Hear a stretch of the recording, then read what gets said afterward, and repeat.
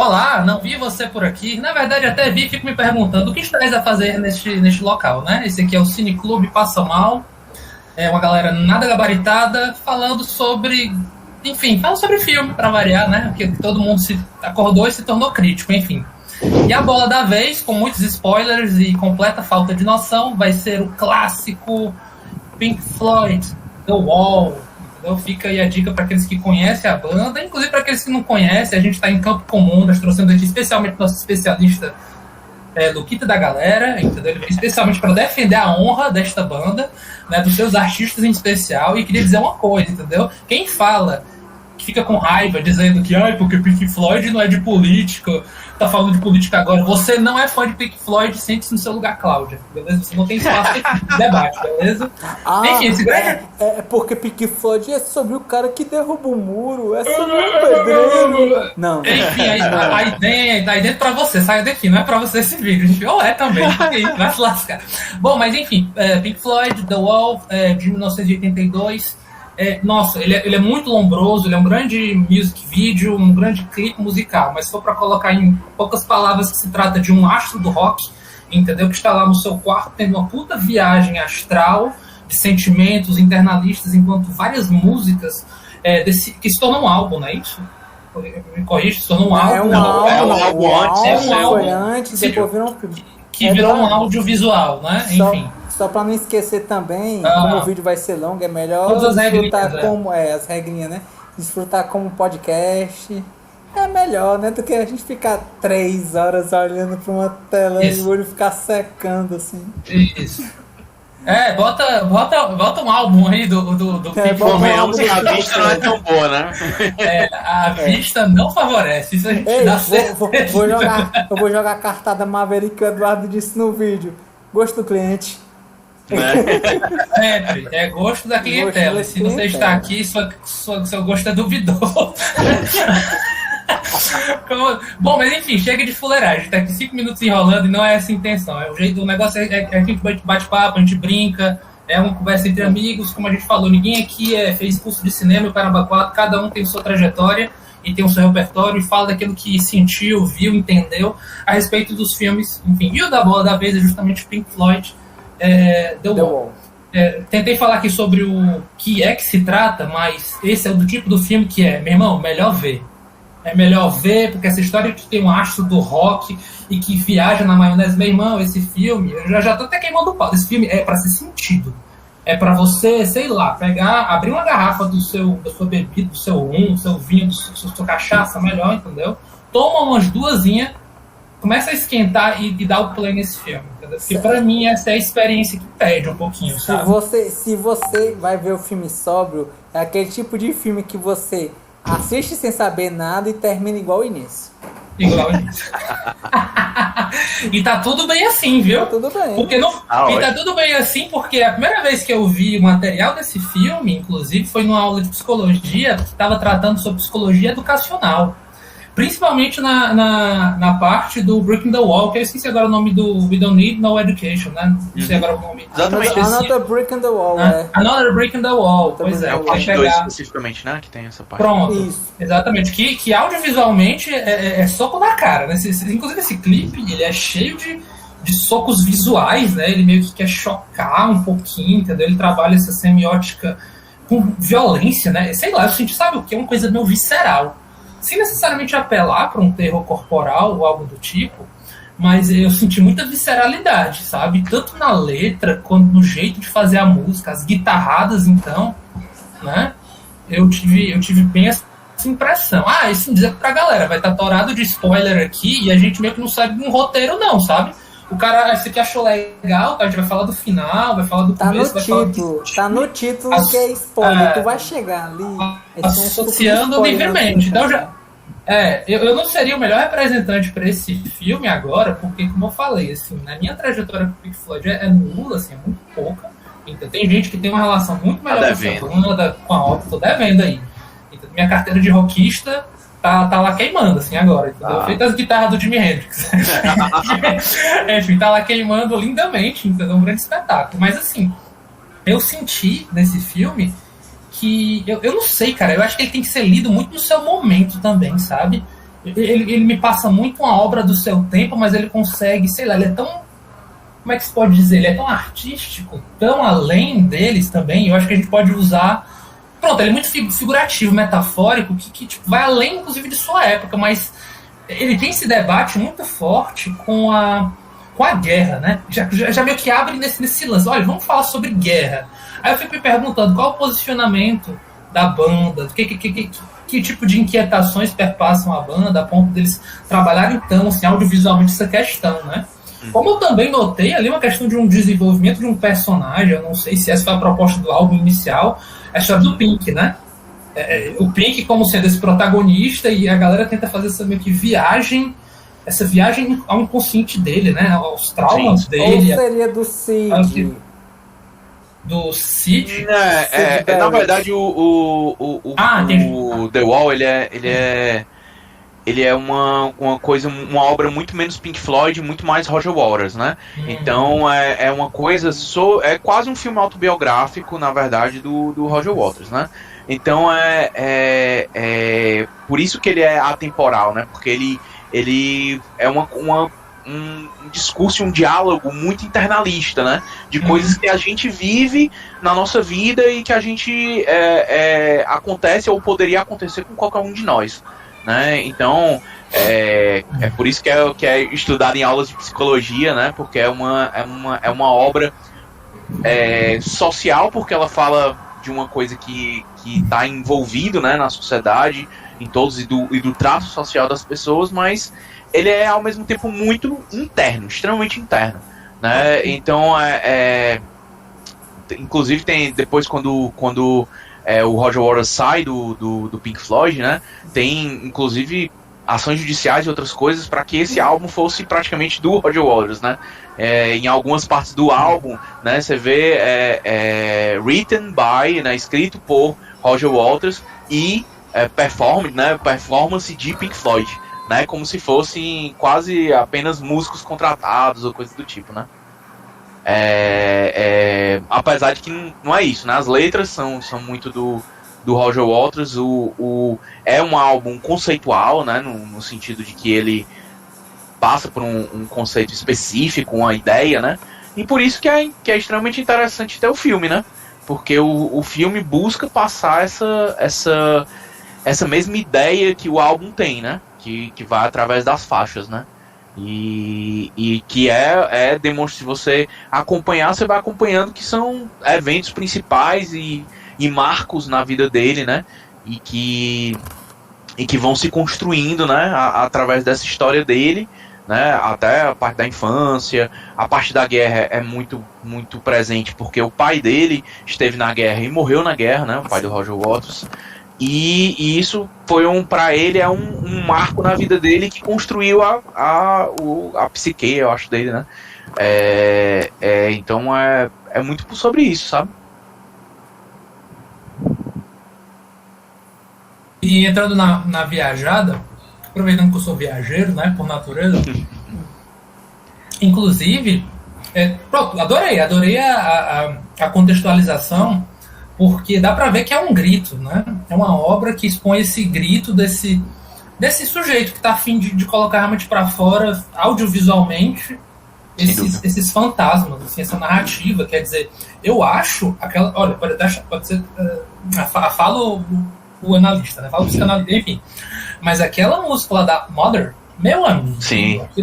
Aquilo ali... O Freud, estava certo o tempo todo. Não, cara, porque é foda, porque ele tá sempre alinhando, de alguma maneira ele consegue alinhar a figura de uma figura materna que parece que foi repressiva pra ele, né? Fez aquele jogo da ambiguidade, né? Super protetora, né? Sim, toda aquela... a questão de uma super proteção que, inclusive, como é que se pode dizer, é repressora pro sujeito, a ponto da identidade dele de alguma maneira se colar, e ele se sente extremamente anulado em muitos pontos por conta disso.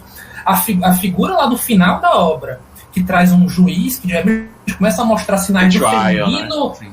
Entendeu? E o fato daquele professor... o que são os professores rígidos? Eles têm uma mulher paranoicas que estão atrás deles, espancando a bundinha deles como se fosse uma criança. E eu fiquei assim, amigo, vamos resolver esse Ed, pô. Eu fiquei assim, mas assim, como a figura da mulher, inclusive, nesse filme, nessa obra como um todo, ela também tá ali representada, e eu fiquei. Mas assim, a letra do Mother ela é aquela coisa, ela vai delicadinha, como se fosse um sussurro de um bem me quer que uma mãe, de um carinho que uma mãe tem para com seu filho. Mas se você analisar melhor, talvez colocando em contexto, você vê que é um negócio que dá é cringe. Eu não sei se vocês sentem isso, mas é essa coisa meio. Eita, tá demais. Tá, mas dá pra sentir durante quase todas as músicas, assim, né? Assim, verdade. Assim, se a gente for.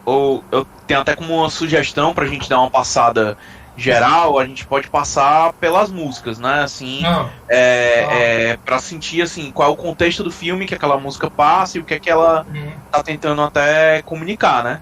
E eu acho que ela começa com In The Flash, né? Então o In The Flash o In The Flash que tem uma interrogação, né? Porque tem outra versão de In The Flash mais na frente, né? Na parte de segundo do álbum, né? Que é In The Flash com uma exclamação, né? E é a mesma música, só que trocada a letra e outras coisas, né?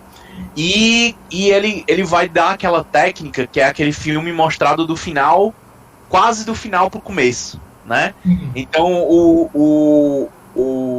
a In The Flash, né? Se você pegar o álbum, se vocês forem aí pegar a lista de músicas do álbum, né? Eles são 13 faixas no lado A, 13 faixas no lado B, né? No segundo disco, né? Então ela começa aí ela começa com In The Flash, né? Que é a primeira música do primeiro álbum, mas na verdade ela é a 8ª música do segundo álbum, né? Do segundo disco. Ou seja, é algo que tá lá na frente, quando ele já se tornou aquele ditador, né? Então ele avisa, ele apresenta pra você, tá aqui o ditador, tá aqui o príncipe, tá aqui esse cara. É esse cara que tá aí, né? Aí, que tá reprimindo essa galera e tal, isso ainda é Flash, né? Aí a segunda música, ele volta do começo pra contar a história, né? Aí ele começa exatamente com o choro do bebê, né? Que é The Finais, né? Então já em The Finais ele já dá aqueles primeiros sinais que ele vai dar construído lá em Mada, né? Que ele fala, Mama loves you, baby, and Daddy loves you too. And the sea made a wonder, babe, the sky may look blue. Então aquela... Toda essa questão de uma música, ela parece feliz, né? Parece a realização. Você está nascendo numa família feliz e tal. Mas com aquele pé atrás, né? Ou seja, num mundo feito de coisas quentinhas e bonitas, o céu também pode parecer azul, mas um azul triste, né? Tipo esse azul aqui do fundo, né? E que você... aí é que esse brilhantismo do Roger Waters, né? Que ele sempre faz essa brincadeira do interno com a parte social, né? Que ele fala... Muito bom. Se você for andar de skate no gelo fino da vida moderna, né? Fica ligado aí nas pequenas cracks, né, que podem aparecer aí nesse gelo e que pode cair, né, que você vai cair nessa água gelada aí, nesse poço aí, né? Então é bem tipo se preparando, né? Apesar de ser uma música que tá começando feliz, né? Aí depois ele já tá com Another Brick in the Wall, né? O menino indo pra escola, né? E essa, de novo, essa coisa do indivíduo e sociedade, né? Que ele tá ali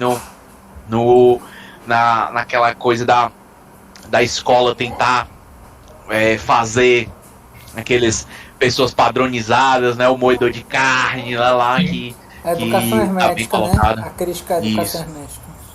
Aí o Henriqueta apareceu. Henrique, a gente teve que iniciar, meu peixe. Não, tranquilo. É pra ter iniciado mesmo. Eu botar a comida de bilho ali e tava uma pilha de louça, eu tive que cavar pra achar as coisas dele. Aqui é vida real, viu, galera? Aqui a galera lava louça, faz os corre da vida. Né, os corre da vida, e é isso mesmo. Não, inclusive, esse lance aí de seguir meio que a letra, ele vai por essa... É justamente isso, que eu acho muito legal. Eu adoro esse tipo de viagem, né? Ele pega uma inquietação, que, por desavisar, pode parecer uma coisa extremamente pessoal, mas ele pega e faz uma relação com o social. O que a minha inquietação tem a ver com o que eu vejo na sociedade. Entendeu? E aí o filme, enquanto audiovisual, consegue fornecer ainda mais signos pra gente trabalhar isso daí, né? Quer dizer, o cara tá lá, inicia o filme com um corredorzinho, que inclusive, altas horas lá no filme me passou uma coisa meio laranja mecânica. Né? Claustrofóbica e meio laranja mecânica. Sim, tem uma... Né? Não sei se referência bem clara. Pois é, eu achei, nossa, uma coisa meio laranja mecânica aqui. Esse lance de pegar pela juventude, né? Porque tá lá batendo na porta, uma corrente se abre e são os jovens arrasando com o portão e logo sendo abordados por policiais. Então tem sempre um jogo de tensões, né? Em cada cena que vai sendo mostrada tem tensões, tem alguém interrompendo, alguém impondo algo, né? Alguém julgando, né? Se vocês forem ver, tem sempre esse tipo de figura para interromper um espírito. Ele vai lá e no final coloca o quê? Já entregando, né? A gente tem um muro que cai, cara. Finalmente um muro que explode depois de tanta repressão que a gente foi vendo, né? E o quê? Jovens, só que mais jovens ainda, crianças recolhendo esses restos de muro, que eu acho que pelo menos me deu um sinal bom de esperança, nesse sentido que, olha, pelo menos aí tem uma nova geração, entendeu? Que vai ali recolher, mas vai ser diferente, né? Joga fora o drink, a bebida, o que for, mas, né? Mas é diferente, assim, já dando uma viajada lá mais pra frente. Inclusive, Breaking the Wall eu acho genial aquela passagem toda, aquela máscara que me lembrou muito o Grito. Gente, acho que é o Grito que chama, esqueci o nome, do quadro, né? É o Grito. É o Grito. É um rosto deformado, porque foda-se, não importa, não precisa ter delineação, uma diferença. A gente, né, quer massificar, a gente quer carimbar o rosto do sujeito pra botar no moedor de carne, indiferente. Exatamente. Carne é indiferente, não tem rosto, é gado. Entendeu? Meio que massifica, bota aquela máscara de desespero e a galera meio apática também, né? Eles estão meio apáticos, marchando, e a relação de marcha dos alunos com a marcha dos exércitos que a gente viu no começo. Exatamente. E viagem na maionese também, sabe? Faz todo sentido, né? Que ele dá um contexto de guerra, exatamente no sentido de que aquelas crianças estão crescendo para serem educadas dentro daquele sistema fechado e que depois vão ser levadas para a guerra para morrer, né?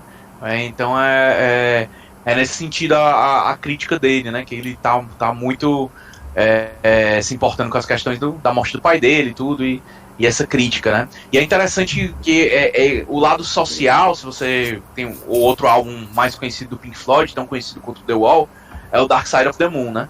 Que é de, acho que 2 anos antes do The Wall, mais ou menos. Que é bem, assim, crítica social, né? Ou seja, não é muito internalista, é muito olhando mais para a sociedade, né? Mas o indivíduo colocado dentro da sociedade, claro, mas não um indivíduo específico, mas os problemas mais que todo mundo tem, né? E eu acho que o The Wall ele joga mais esse lado íntimo, né? Sem perder, como tu falou, esse contexto social em que o indivíduo tá inserido, né? O Dark Side of the Moon, no caso, é verdade essa história, essa lenda urbana, e que se você botar o filme do Mágico de Oz, o álbum, ele se encaixa perfeitamente? Cara, tem vários vídeos, dá pra ver até no YouTube sobre isso. Cara, eu já li bastante sobre isso, cara. É meio que lenda urbana, sabe? É uma lenda urbana que já... Tem umas coisas que parece muito, mas você tem que estar querendo interpretar daquele jeito, entendeu? É o velho bias, né? O Jesus na torradeira. O confirmation bias, né? Jesus na torradeira.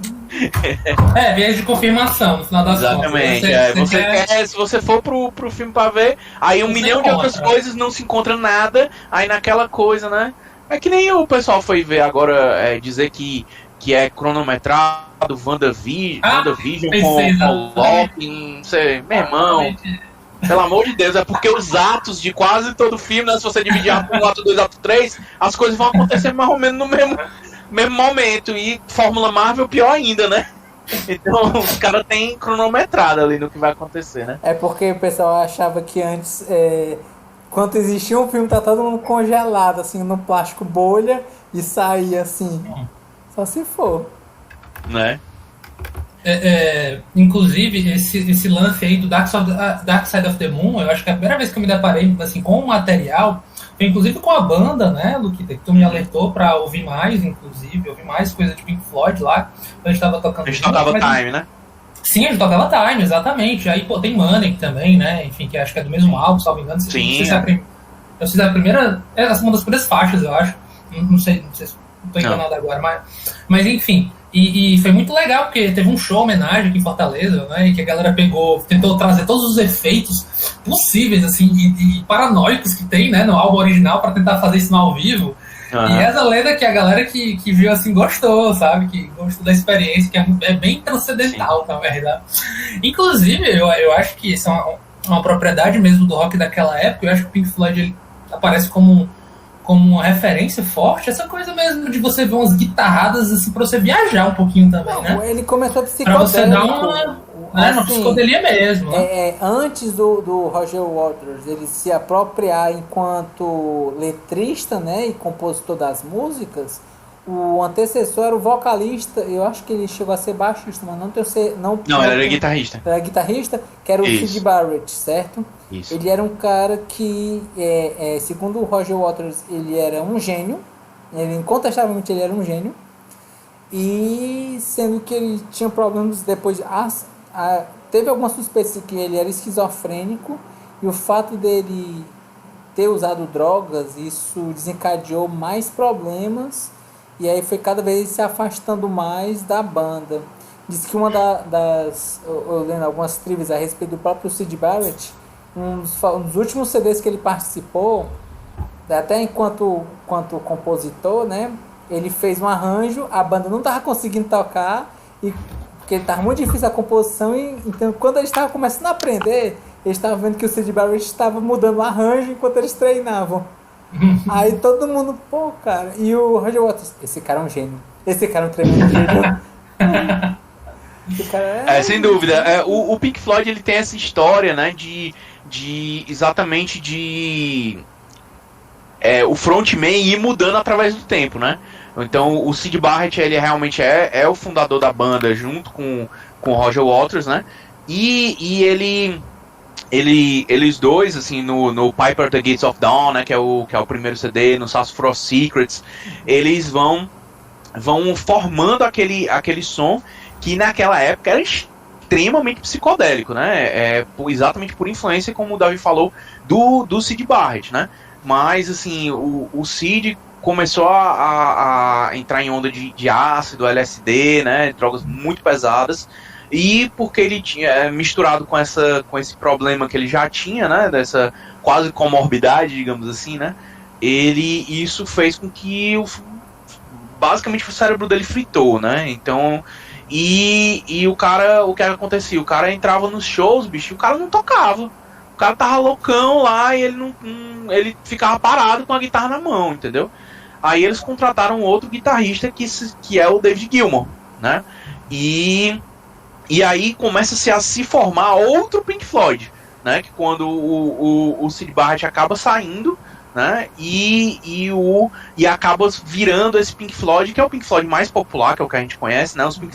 O Pink Floyd desses primeiros discos são músicas muito pouco populares. As pessoas normalmente não conhecem, né? Normalmente o pessoal vai conhecer o Pink Floyd normalmente a partir do Metal, que é aqui, lá já no 1970, né? Que já tem Echoes, One of These Days, né? Músicas um pouco mais conhecidas, né? Que tem aquele show muito conhecido que eles fizeram em Pompeia, né? Que nas crateras do vulcão e tal. É um show fenomenal, né? Então, e o David Gilmour, ele o Syd era muito um gênio, com certeza, mas ele não era um gênio especificamente da guitarra, né? Ele era um gênio porque ele criou o rock psicodélico, basicamente, né? Já o David Gilmour, ele é um cara experimentador, né?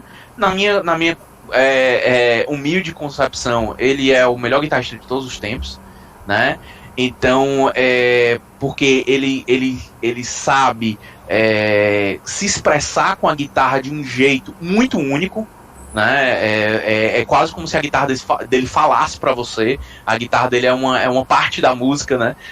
É uma parte quase da letra da música, uma expressão, né? Mais do que um mero acompanhamento, né?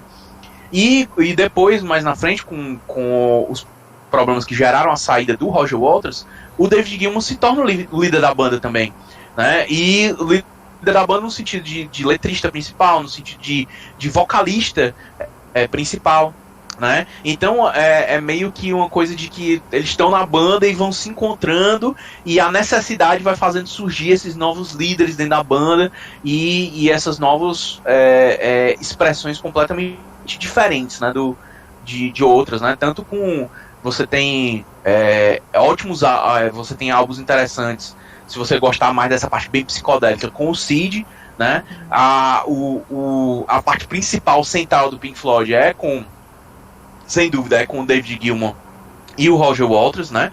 Que você tem aí CDs como Wish You Were Here, né? Famosíssima música e que tem lá ótimas músicas no álbum. O The Dark Side of the Moon, aqui que a gente já falou. O Animals, que é um dos meus CDs prediletos, né? O The Wall, né? Aí praticamente o The Wall é quase o último álbum. Eles têm outros álbuns depois nessa formação com o Roger Waters, mas que são mais fracos, né?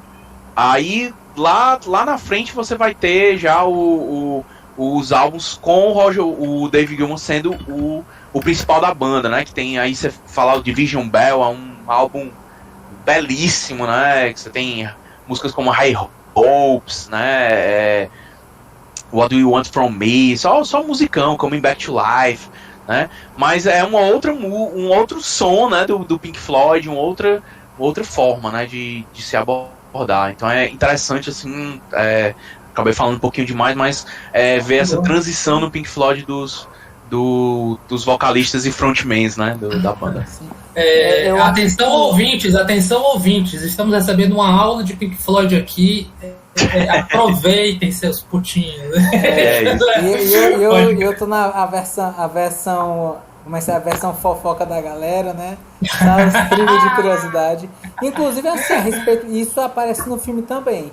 Aquela cena do cara que ele pega e raspa as sobrancelhas, isso foi um fato que aconteceu com o próprio Sid Barrett, exatamente. Certo? É mesmo? Acho que o Lucas surto dele?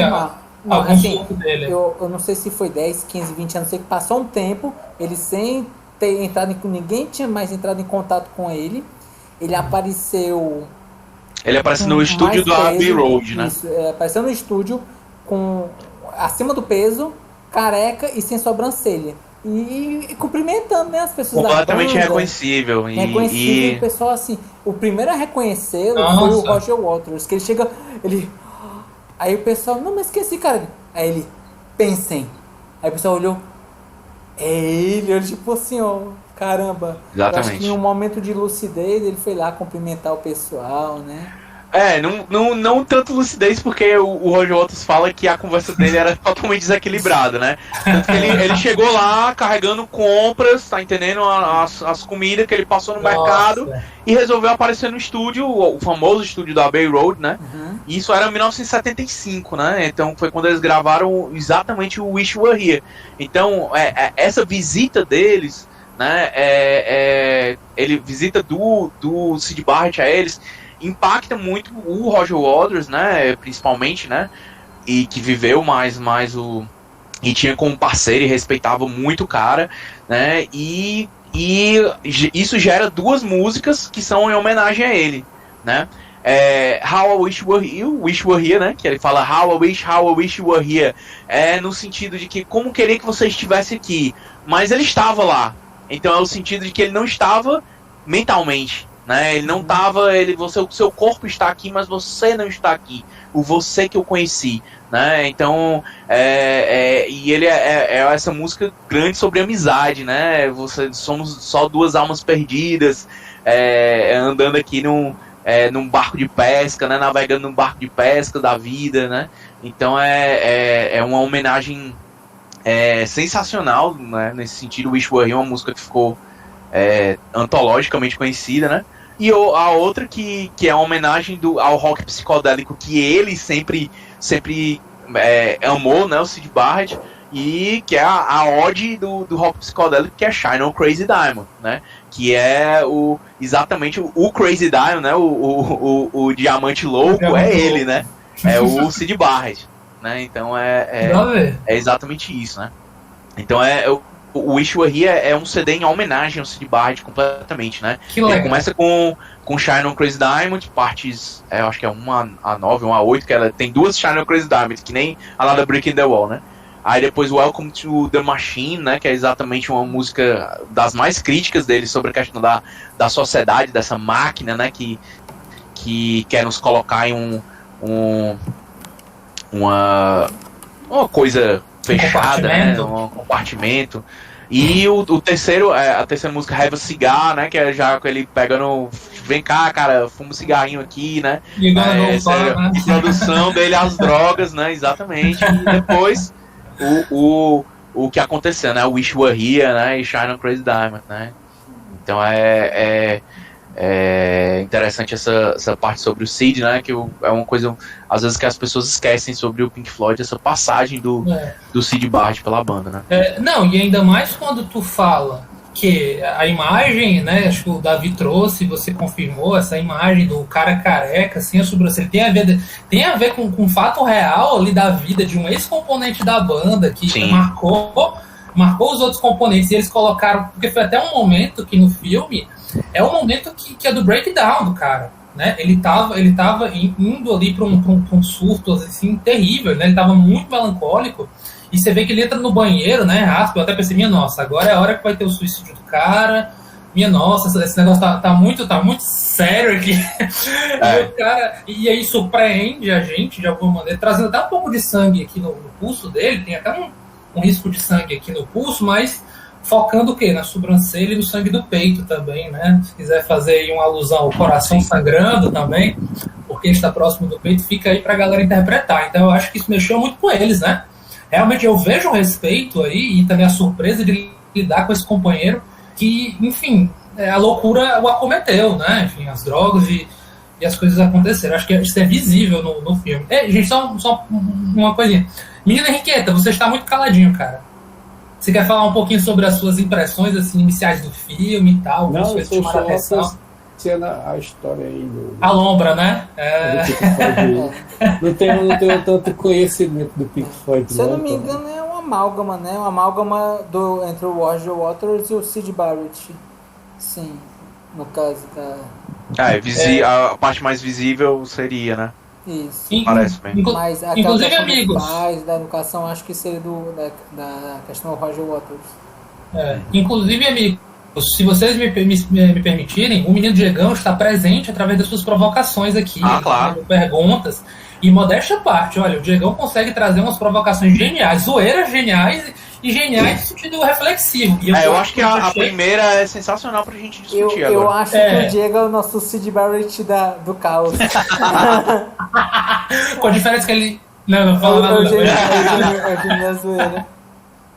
Não, Syd Barrett da Pixar.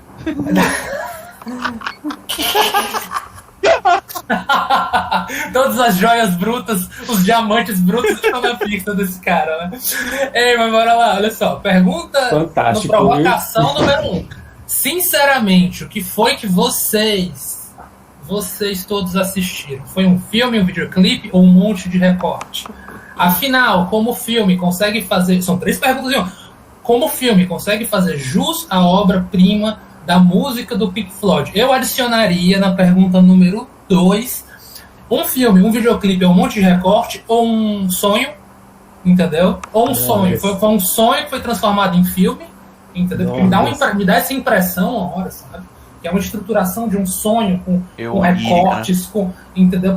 Pronto, bem onírico, enfim, fica aí. Meu irmão, essa pergunta já dá todo pra banda. Eu olhei um monte de recorte, sabe? Do Snyder Cut, ó.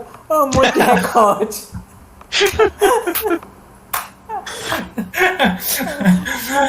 Tá errado. A diferença é que ninguém vai ligar, né? O Diego já ia olhar assim, porque se for, já digo que não gosto.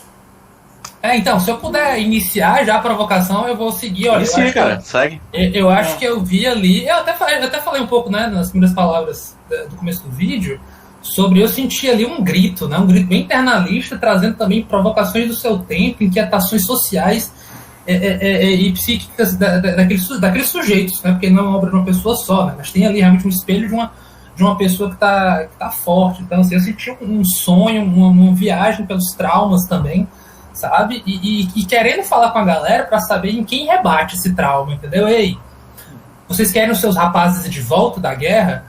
Entendeu? Vocês, né, ele tem aquele Bring the boys back home. Bring the boys back home, entendeu? Porque não é só o garoto, é um coro de pessoas que estão esperando o trem chegar para trazer os garotos de volta. Ele não tá falando só dele, né? Quando tem os jovens e a galera falando, é um coro falando, enfim. Então eu acho que ele gosta, eu sinto que ele faz essa provocação para saber em que coração toca das massas, assim, com quem ele tá conversando. Então me passa essa impressão de que, mas vocês já me confirmaram isso, que na verdade ele na verdade é uma obra em que havia uma música e a galera encaixou um visual, entendeu?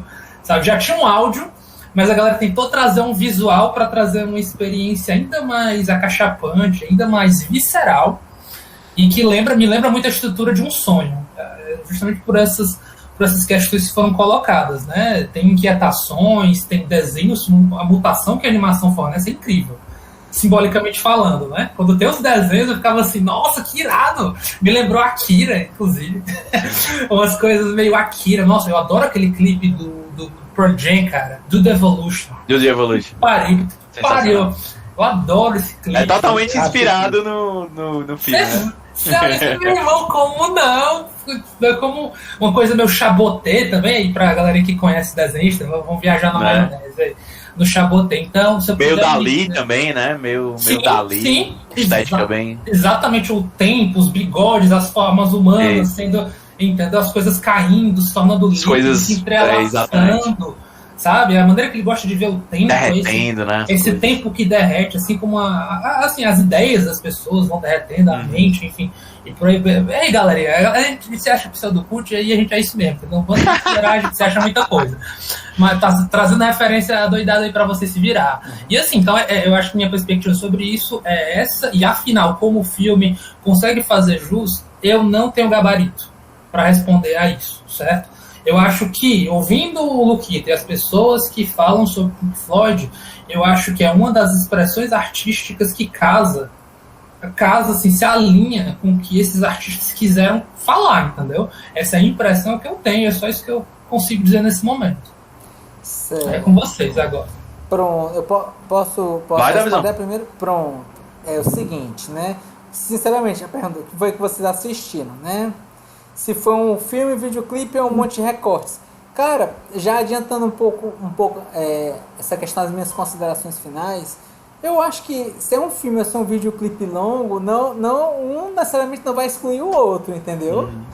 Eu acho que, enquanto obra artística, né, que foi o álbum The Wall, e a própria como o tom que normalmente os filmes são dados e você sabe o que o diretor ele quer quer expressar enquanto exprimir, né, enquanto filmes, através do tom da trilha sonora e das camadas de som que são colocadas, né? Se ele bota um tom mais engraçado, enquanto tem algum momento tenso, muitas vezes é para te fazer rir, não é para te fazer ter tensão. Só que o que acontece na questão do Pink Floyd, The Wall, ele faz uma modificação, porque o álbum já existe, certo? O álbum ele foi feito, é como se fosse assim, a música ela vai ser meio bizarro isso, mas sabe aquela expressão do você entendeu o que é que eu desenho? É como se o filme fosse feito e até em alguns pontos exatamente desenhado para as pessoas poderem entender qual era a expressão que ele queria fazer naquela obra. Certo? E nem então, assim, né? Nada a visão. E nem assim, porque convenhamos que a mensagem é complexa pra caralho, né? Então merece desenhar, merece discutir 40 anos depois. Tem gente que acha que The Wall é a história de um pedreiro que quer derrubar uma parede, né? Então deveria bem ver o filme, né? Porque o mínimo, se você não consegue, a pessoa é meio analfabeto funcional, né? Vamos combinar, assim. Então, assim, eu acredito que nessa questão da obra, o filme ele veio depois da obra musical exatamente para tentar expressar de uma forma visual aquilo que o Roger Waters teve se expressar artisticamente enquanto músico. Agora eu quero me expressar enquanto visual, para que as pessoas possam entender. Algumas partes são pessoas, né? São questão de paredes, algumas são obras artísticas, são desenhos, porque eu acho que eles não encaixariam muito bem com pessoas e objetos reais. Ele teria que colocar essa vertente de desenho para que as pessoas possam entender melhor aquilo que ele quer colocar, entendeu? Isso é a minha concepção, certo? Sim. E, afinal, como o filme consegue fazer jus à obra-prima de música do Pink Floyd, eu acho que é assim. Eu não sou fã do Pink Floyd, até porque eu não tenho base assim, musicais de ficar escutando Pink Floyd nem nada. Conheço 2, 3 músicas, certo? Então, nesse aspecto, eu acho, no sentido geral e amplo da palavra, fica naquela famosa vai do gosto do cliente, né? Mas eu acho que para um fã de Pink Floyd, eu acredito que deva ter um choque grande, porque assim, em grande parte, certo? Enquanto obras, marca registrada. Aí, no caso assim, grandes obras normalmente são feitas, e quando você escuta, você pode viajar, imaginar de N formas. E se uma pessoa vai botar um filme, ele vai deixar, entre aspas, uma forma hermética daquilo que a pessoa vai ver. E muitas vezes não fica daquele jeito que você imaginava. Então, assim, no geral, no tanger que é feito, né, eu acho que fica muito subjetivo. A grosso modo, eu acho que não ia contemplar, porque eu acho que Pink Floyd ele é muito uma questão de você sentir, e os sentimentos que podem expressar a música podem vir de uma forma muito maior do que o criador da música. Sem dúvida. E é isso. Excelente, tá. E aí, Henrique? Henriqueta, Marmitão. Oi. Diga lá. Quer responder a pergunta? Cara, repete aí as perguntas. Misturou tudo aqui. A ideia de que o que é que foi que assistiu? Foi um filme, foi um vídeo? Não, mas foi mais de um, além desse teve outro. Tá aqui no chat, cara. Tá no chat. Carol. Quer que eu leia? Eu leio. Peraí, pegar. Beleza. Pra mim não apareceu aquela bola como se tivesse colocado. Tranquilo. Mas se tu quiser, eu leio. Cara, eu já tinha até falado. Não, tô vendo aqui. Eu já tinha até falado quando foi a indicação desse filme. Acho que foi o Samuca, né, que indicou. Foi. Eu tinha até falado que eu já tinha assistido o filme. Eu não lembrava exatamente dos pontos, assim, mas eu me lembrava justamente a ideia que eu tinha tirado do filme, que era não um videoclipe, mas como é que eu posso colocar? Porque o videoclipe às vezes é algo meio separado só daquela música, né?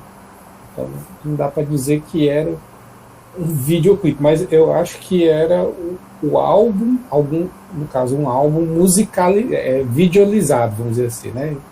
Que tinha as músicas, e ele fez uma forma de vídeo para contar a história daquele álbum ali, o que aquele álbum contava. Porque se a gente for ver, nem sempre as músicas seguem uma sequência dela toda. Às vezes ele corta para outra, depois ele volta, depois ele vai de novo. Então é como se ele pegasse pedaços das músicas que se intercalam, que contam uma história, e montasse um vídeo em cima disso. Então não chega a ser um videoclipe, né? Porque senão teria que ser de cada música separada ali, juntando, né? Eu acho que ele colocou em vídeo a história do álbum, na minha visão ali, né?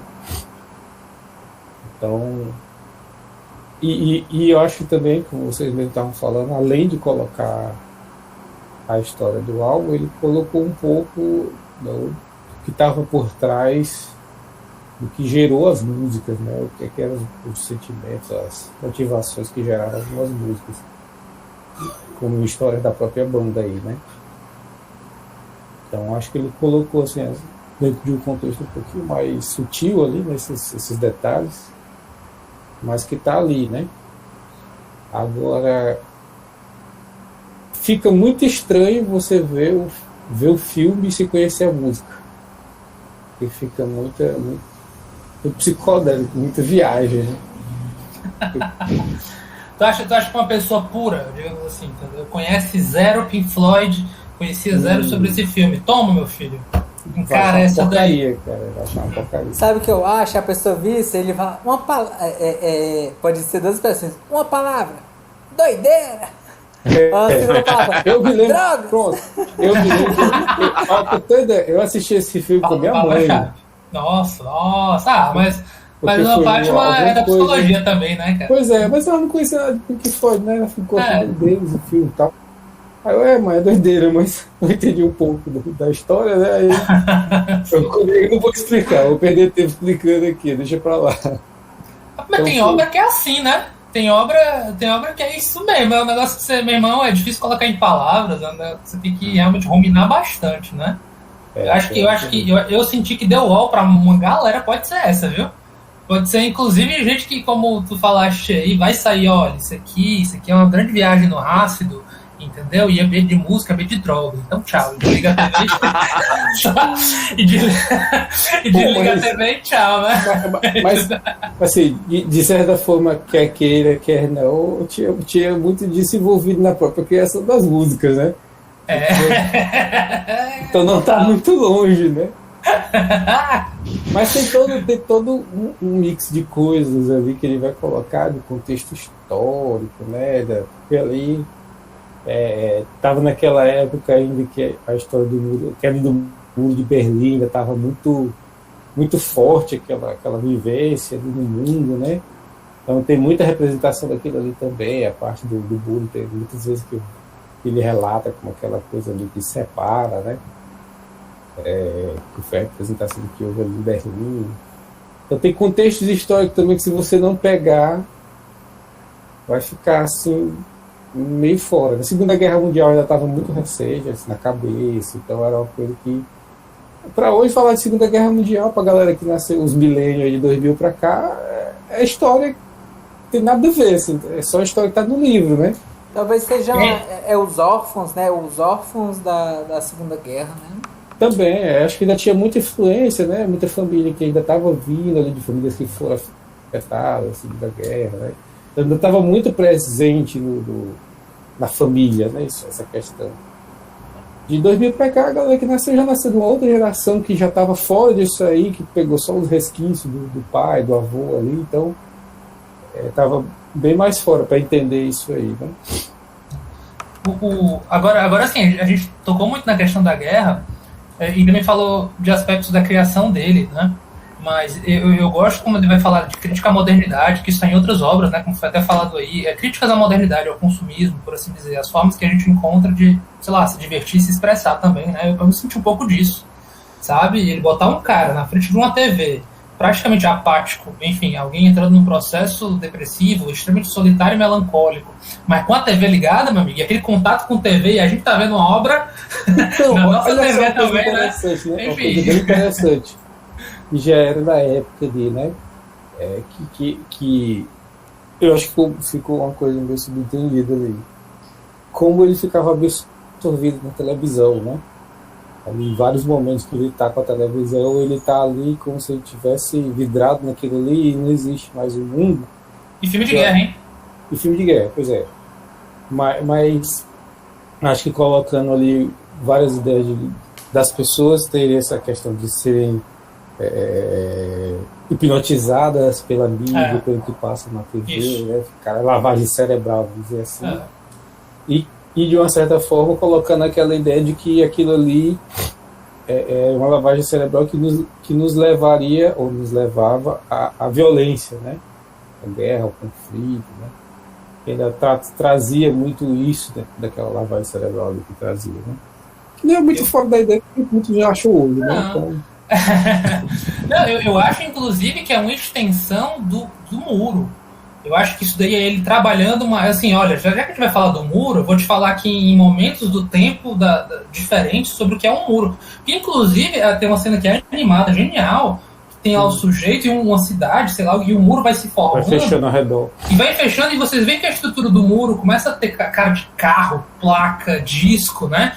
Começa a ter, tipo, pra mim, símbolos de um mundo moderno, entendeu? Que também se aplica ao consumismo, seja ele cultural, seja ele de outra ordem. Ou seja, olha direito, ainda é um muro. Com a diferença que não é aquele muro rígido lá da época da escola, né, que inclusive os alunos querem até colocar abaixo, né? E eles têm aquele momento catástico de queimar e botar até professor também na fogueira, mas assim, naquele momento ali me trouxe essa impressão. Olha, isso aqui também é uma espécie de muro que te impede de viver, que te impede de se relacionar. Eu acho que assim, eu interpreto dessa maneira também, sabe? Essa extensão do muro, que vai resvalar na pergunta número 4, né? Talvez a gente volte a esse assunto aí do Diegão. Mas, Luquita, você, cara? Caras, a minha resposta é tudo isso e mais alguma coisa, né? Ele é ao mesmo tempo filme, ele é ao mesmo tempo videoclipe, ele é recorte das músicas, ele é uma autobiografia, né? Ele é uma animação ao mesmo tempo que é teatro, né? As atuações do Pink ali é um teatro filmado, né? Visivelmente ali, né? Então é uma coisa muito, muito teatral, né? Muito pouco o que a gente entende por filme, né? Então corporal, né, Luquita? Ele não fala nada, é muito corporal, isso, né? Ele se liga nas exatamente. expressões no corpo Exatamente. dele. Exatamente. Então eu até é uma coisa bem interessante de ver isso no próprio show The Wall, né? O show da turnê que o Pink Floyd fazia, e depois até pouco tempo atrás, né, antes da pandemia, o próprio Roger Waters, né, trazia, não mais com os restantes dos membros do Pink Floyd, mas trazia o show. E eu tive o prazer de ver esse show em 2012, né? E às vezes as pessoas me perguntam, ora, qual foi o melhor show que você viu? Aí eu disse, olha, o The Wall não é um show. O The Wall é outra coisa, né? Tem um show do Metallica que eu fui, foda. Vários outros shows que eu fui, foda, né? Eu lembrei Metallica, lembrei. E são shows, né? Aquilo é outra coisa, né? É uma obra audiovisual diferenciada, né? Porque lá dentro do palco eles vão crescendo o muro, e o muro vai se construindo, e depois o muro quebra, e aparecem coisas no meio do muro, vídeos que são colocados, coisas que acontecem, que é uma obra, assim, tem gravado no YouTube para todo mundo ver. Então, é outra obra deles, né, que mostra que essa grande obra que é o The Wall tem outras vertentes ainda, né? Que não é suficiente o só ser um álbum de música, não é suficiente ser um filme, não é suficiente ser só um show que toca essas músicas, mas tem que mostrar outras coisas, né? Então, faz parte dessa expressão artística que eles estão tentando mostrar no disco, né? Então é tudo isso ao mesmo tempo, né? Então de forma alguma uma obra como essa é algo para a gente classificar em uma caixinha, em uma casinha, né? Isso é um filme, não sei o quê. O que é que faz um filme ser um filme, né? Ele tem uma duração de um longa-metragem, tem uma história com início, meio e fim. Então ele é um filme, né? O que é um videoclipe, né? Tem várias formas de se fazer um videoclipe, né? Então ele contextualiza sim as letras da música, mas tentando focar ainda mais, assim, dizendo o que o Davizinho falou de desenhar, né? Olha, se você não entendeu que esse é um filme sobre mim, né? Como diz que esse é um álbum sobre mim, né? O Roger Waters, como se ele dissesse, entenda agora que é sobre mim, né? Eu estava passando sobre isso, essa questão, passei sobre isso, e eu quero falar sobre do começo, meio e fim dessa fase da minha vida, né, desse parte da minha vida, né, em que ele nasceu, teve essa questão da morte do pai dele, teve uma superproteção da mãe, foi construindo esse muro, né, para proteger dos outros, vira um rockstar, né, se entrega a essas questões das drogas e tudo, por causa dos relacionamentos frustrados dele, por causa desses problemas ainda desde o pai e da mãe, né? E que isso com a fama deixou ele enclausurado, né, fechado naquele mundinho dele que ele tá lá, né, agachadinho, né, ou seja, totalmente se sentindo vulnerável, né, e todo protegido por esse muro que ele mesmo construiu, né, e no final o julgamento é exatamente sobre isso, né, quebrar o muro. E a última música é Outside the Wall, né, do lado de fora do muro, né. Então é uma história que ao final tem uma superação, quer ou não, né, porque ele conseguiu quebrar esse muro e voltar a sentir, voltar a ter relações interpessoais, né. Então o começo, meio e fim tá contado, né, tá ali para quem quiser, mas é uma história que tem essa linha e você pode entender essa linha ao mesmo tempo que você pode aprofundar muito, né? Porque em todas as formas que você tem de viver isso, seja você só escutando o álbum, seja você vendo filme, seja você indo pro show, né? Cada local você vai pegar um pedacinho ali, você vai pegar alguma coisa, né? E muito interessante nos shows que ele buscava contextualizar com aquele local que ele estava fazendo show, né? Então, quando ele foi fazer show aqui no Brasil, ele colocava sobre, por exemplo, o menino, acho que é o Jean Charles, né? Que foi morto no metrô lá em Londres, né? Então mostrava a foto dele, foto de várias outras pessoas que morreram e sofreram em relação dessa questão do controle do Estado, dessa máquina, né? Que não é só Estado, é as empresas, né? Como bem o mundo consumista que o Eduardo falou, né? Você escutar Goodbye Blue Skies, né? São os aviões e eles bombardeiam com o quê? Com Mercedes-Benz, com Coca-Cola, né? Com as marcas e as coisas, né? Que a gente se bombardeia tudo, né? E tem, obviamente, o contexto, como o Henrique lembrou aí, o contexto da Guerra Fria, né? Aí, no caso, o álbum é de 79 e o filme é de 82, né? Ainda não é o contexto da quebra da queda do muro, né? Que a queda do muro só vai acontecer em 89 e 90, né? Mas é exatamente o auge do muro como uma coisa de separação, né? Separação de mundos, separação de ideias. E 82 é o contexto quase quase 84, né? 84 é o auge da guerra da quase guerra nuclear, né? Então, que é o contexto de Watchmen, né? Como a gente viu, né? Exatamente.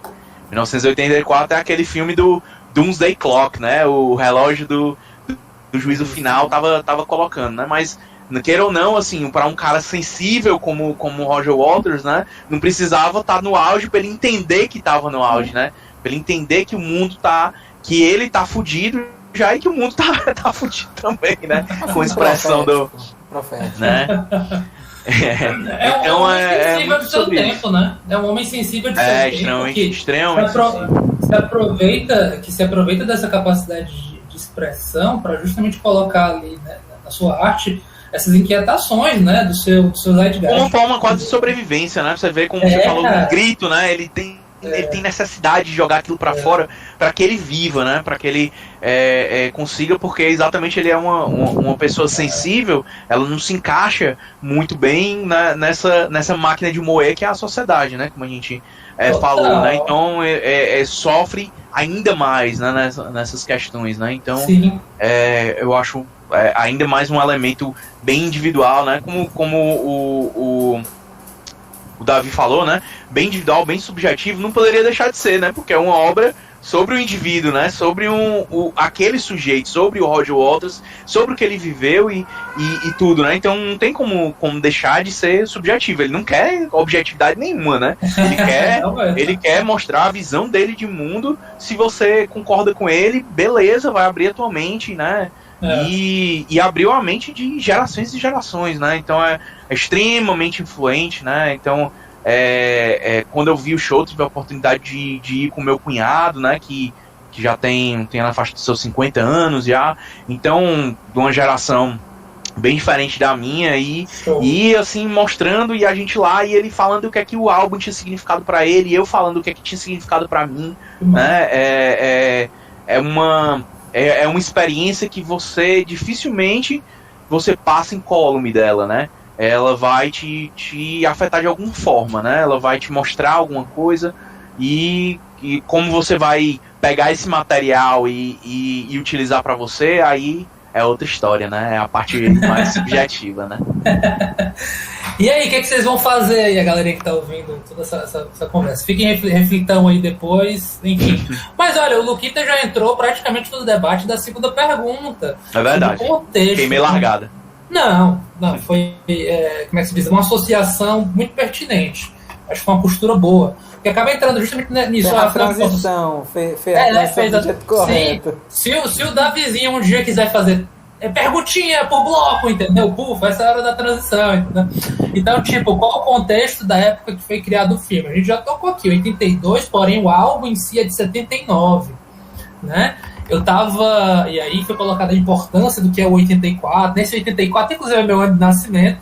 Também é uma das obras que eu mais sou fã, amo na vida, que é 84, que fala justamente de uma distopia altamente repressiva, da total falta de liberdade do sujeito, a liberdade individual para fazer tudo que você imaginar. Sonhar, inclusive. Você não pode nem sonhar em liberdade, porque senão a polícia do pensar vai te prender. E é lá que você vai cometer crime e ser perseguido e simplesmente deixar de existir. Então esse casamento com The Wall aí, falar de 84, eu acho super viagem, tudo a ver, entendeu? Ainda mais no contexto dos anos 80, ali, justamente no auge do Muro de Berlim, né? Olha como o mundo estava dividido, banda A, banda B, sabe? Ideias socialistas e por aí vai para um lado, ideias capitalistas do outro, e a história da Guerra Fria. Então, assim, para uma galera que já está traumatizada, que foi um dia desse, mais um europeu, como é o caso do pessoal do Pink Floyd, né? Uma galera que ainda tem ali os fantasmas de uma guerra mundial, assim, ainda estão nas células deles. Porra, quando é que acabou a guerra? A galera meio que tá só se estranhando, de certa maneira. Eu quero é que os muros eles se quebrem.